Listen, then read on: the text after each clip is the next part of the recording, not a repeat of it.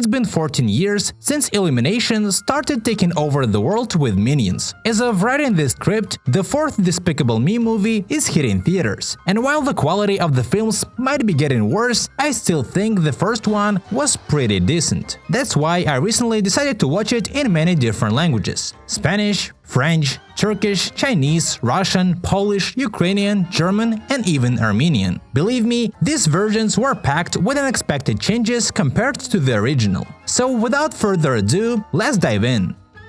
The Polish version added swearing in one scene. It's that infamous Polish word you're seeing on the screen right now. Sure, they didn't say it entirely, but it's close enough that anyone who's heard it will know exactly what they meant.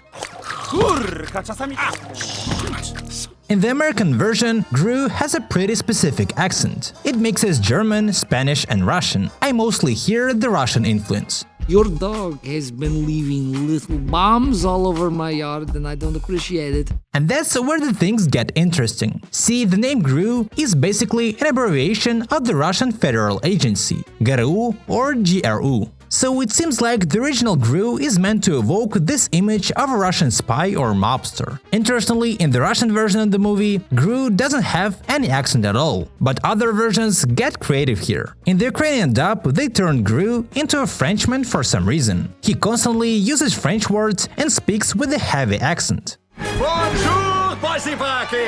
І завдяки зусиллям, mon cher ami, доктор Нафарио. It's pretty bizarre, and I'm not sure why they did it like this. And in the French dub, Gru has a thick, caricatured Russian accent. Votre chien a déposé quelques petites bombes partout dans mon jardin et que ça me contrarie. The movie's title also has some interesting twists. Let's start with the Polish version, where they call it Minions How to Steal the Moon. Yeah, for some reason, they decided that was the best way to translate Despicable Me. This caused some problems later when Illumination released the actual Minions movie. In the Turkish version, it's called Crazy Thief, which is also a pretty unusual choice. The Spanish dub went with Gru, my favorite villain, and it's unclear whose favorite villain he is. Probably Margot? In Armenian, it's Ugly Me, and in German, it's I'm Simply Incorrigible. Let me know in the comments what the movie is called in other languages you know. I'm sure everyone would love to read these types of comments, me included. Now, in the Spanish version, Gru's mom is voiced by the same actor who voiced Gru himself. It's probably meant to be a funny little joke, and it does come across as pretty amusing. Take a look. Cuando te enteres, vas a sentirte muy orgullosa. Pues buena suerte. Bueno, te dejo. By the way, here's a fun fact. In this version, Margot is voiced by Ana de Armas.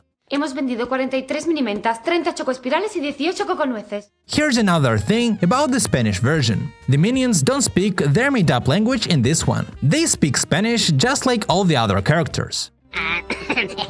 Esto, beso no me... Dave, presta atención, por favor. Perdón. Again, it's a strange choice that kind of takes away from the Minions' unique charm. Alright, let's keep going. Remember those minor characters from the beginning of the movie, the ones who went to Egypt. In the original, that little boy's name is Justin, but in the Ukrainian version, they changed it to Athanasius, and in the Chinese version, he's called Tintin. Justin. Xiao Speaking of that scene, there's another weird change in the Ukrainian version. In the original, the man and woman are husband and wife, but in the Ukrainian dub, the man is the woman's son. I have no idea why they changed that. Honey, take my picture. I got the pyramid in my hand. Свитко, мамо, сфоткай мене, я типу піраміду тримаю. In the scene where the girls first enter Gru's house, Edith calls him a sadist in the Ukrainian version, while the original has a reference to the musical Annie. When we got adopted by a bald guy, I thought this would be more like Annie. Хоч він і садюга-стоматолог, усі зуби він нам не вирве. The French version replaced the Annie reference with one to Sleeping Beauty. C'est comme le château de la Belle au bois dormant, sauf qu'il n'y a pas de princesse et que c'est moche. At the movie's beginning in the Mexican dub, Gru jokes about being bald. It actually came out pretty great. Nice work. Deben estar tomándome el pelo. God, they'd be pulling on my leg. In the Spanish version, there's a funny little mistake at the very end. The newsreader accidentally says good news instead of good news. It's a hilarious moment. Esta vez, buenas nuevas. This time, good triumph. There's also a scene in the Ukrainian version with a pretty obvious joke about a certain male body part. For me, it's hard to say if the American version also has this kind of joke, but the Ukrainian one definitely does. Іноді головне це розмір. Try this on for size.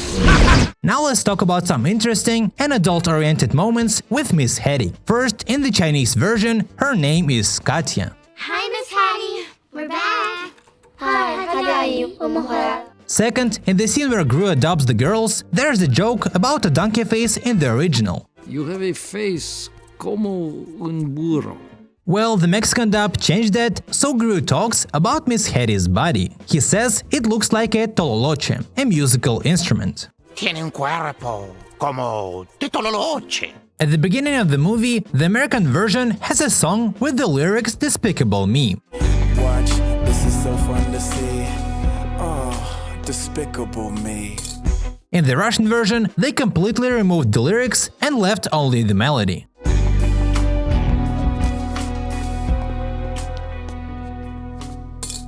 It's not clear why they did that, but that's the way it is. Despite this, the Russians did some interesting things with the English text in some scenes. For example, in this one, Gru voiced the text, and it looks quite fitting.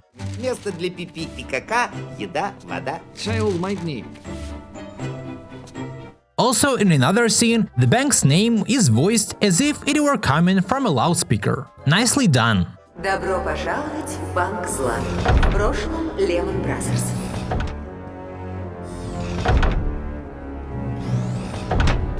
In one scene, Agnes calls Gru Santa in the original. Like Santa. The Armenian version kept Santa, but interestingly, this version was officially shown with Armenian subtitles. And in the subtitles, they mistakenly wrote Satan instead of Santa. It's quite an error.